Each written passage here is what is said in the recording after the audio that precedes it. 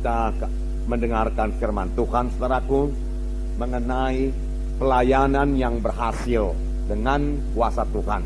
Pelayanan yang berhasil dengan kuasa Tuhan. Semua kita mau melayani dan semua kita mau berhasil dalam pelayanan. Dan Tuhan, saudaraku, memberikan kelengkapan kepada kita, yaitu melayani dengan kuasa Roh Tuhan. Minggu yang lalu kita mendengarkan firman Tuhan yang berkata, pekerjaan-pekerjaan yang aku perbuat akan kamu perbuat. Bahkan pekerjaan-pekerjaan yang lebih besar daripada ini akan kamu perbuat, sebab aku pergi kepada Bapa. Inilah yang dikatakan Tuhan Yesus kepada murid-muridnya. Tetapi saya percaya perkataan ini juga kepada kita masing-masing, anak-anak Tuhan pada zaman sekarang ini. Kita akan mengerjakan pekerjaan-pekerjaan yang dikerjakan oleh Tuhan Yesus. Bahkan pekerjaan-pekerjaan yang lebih besar daripada yang dikerjakan oleh Tuhan Yesus. Pekerjaan-pekerjaan apakah yang dikerjakan oleh Tuhan Yesus? Buku Injil menerangkannya, saudara. Yesus mengajar, memberitakan firman Tuhan. Tetapi ahli-ahli Taurat mengatakan lain sekali pengajaran Tuhan Yesus. Karena Tuhan Yesus mengajar bukan seperti pengajar-pengajar ahli-ahli Taurat. Tetapi Tuhan Yesus mengajar dengan kuasa. Dan ditambah lagi pengajaran Tuhan Yesus disertai dengan tanda-tanda ajaib dan tanda-tanda mujizat. Orang buta melihat, orang kusta disembuhkan, orang tuli mendengar, saudaraku, orang lumpuh berjalan. Inilah pekerjaan-pekerjaan yang dilaksanakan oleh Tuhan Yesus. Dan orang berbondong-bondong mengikuti Tuhan Yesus. Kemana saja Tuhan berangkat mengabarkan Injil, orang berbondong-bondong mengikuti Tuhan Yesus. Inilah macamnya pelayanan yang dikerjakan oleh Tuhan Yesus. Dan Tuhan Yesus sendiri berkata, pekerjaan-pekerjaan yang aku kerjakan ini akan kamu kerjakan. Bahkan pekerjaan yang lebih besar lagi daripada ini akan kamu kerjakan. Sebab aku pergi kepada Bapa. Saya yakin, saudaraku, maksud Tuhan Yesus, walaupun aku pergi kepada Bapa, aku mau pekerjaan-pekerjaan seperti ini tidak berhenti. Dan karena aku pergi kepada Bapa, kamulah yang melaksanakannya. Kamu melaksanakannya bukan dengan kekuatanmu sendiri. Kamu melaksanakannya dengan kuasaku yang kuberikan kepadamu. Firman Tuhan berkata. Itu sebabnya saudaraku, Tuhan Yesus berkata kepada murid-muridnya sebelum dia naik ke sorga, tunggulah di Yerusalem sampai kamu dilengkapi dengan kuasa dari mati. Karena Yohanes membaptis kamu dengan air, tetapi tidak lama lagi kamu akan dibaptis dengan Roh Kudus. Murid-murid tidak mengerti apa itu maksudnya baptis Roh Kudus. Dan mereka bertanya dengan pertanyaan teraku yang berasal daripada cara berpikir manusiawi. Tuhan, pada masa ini kan Engkau membangunkan kembali kerajaan bagi Bani Israel? Tuhan Yesus menjawab, bukan itu yang kumaksudkan. Bahkan engkau tidak perlu mengetahui masa dan ketikanya yang hanya diketahui Bapa di sorga. Tetapi kamu akan beroleh kuasa kelak. Kamu akan beroleh kuasa kelak apabila Roh Kudus turun ke atas kamu. Dan kamu akan menjadi saksi bagiku di Yerusalem, Judea, Samaria, hingga sampai ke ujung bumi. Kamu akan beroleh kuasa. Tuhan mengendaki orang Kristen ini beroleh kuasa. Tuhan mengendaki orang Kristen ini lain dari yang lain, saudaraku. Tuhan memberikan kuasa kepada kita. Kuasa apakah ini, saudaraku? Yaitu kuasa Tuhan, kuasa Roh Kudus, saudaraku.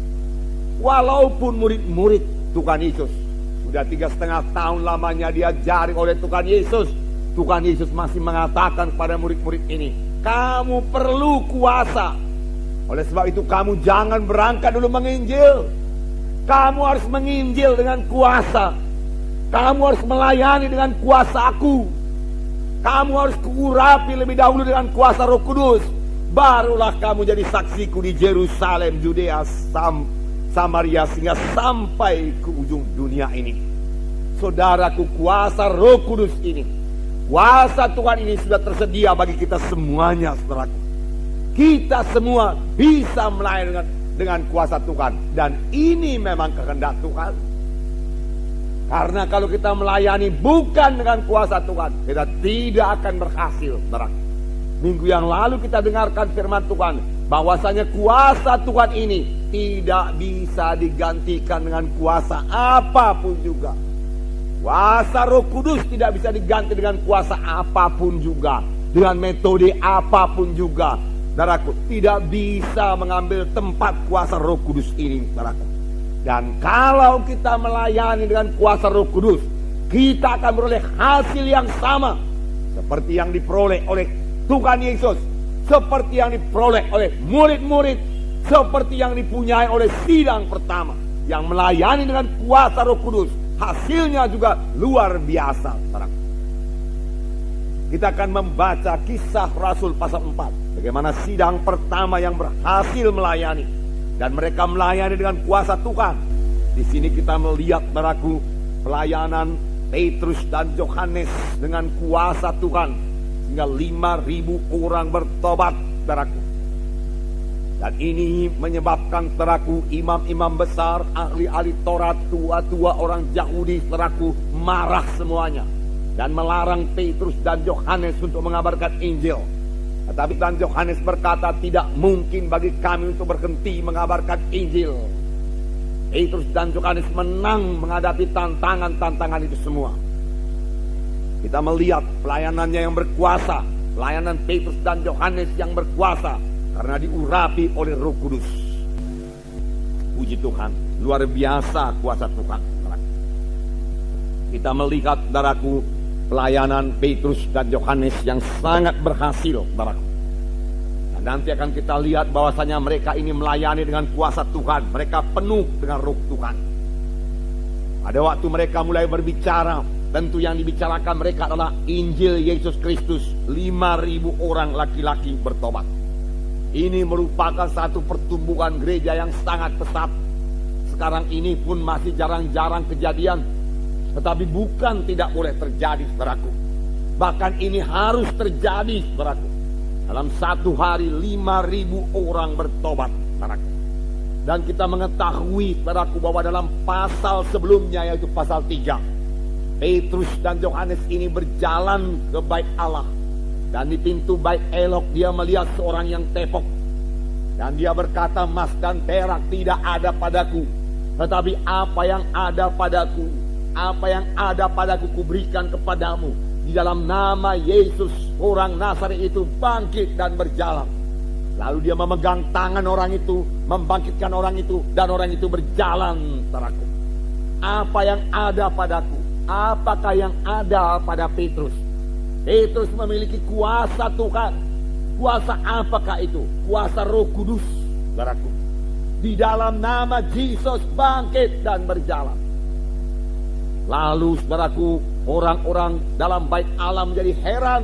Lalu Petrus memberitakan Injil yang sebahagian kita dengar dalam pasal 4 ini. Dan akibatnya 5.000 orang bertobat.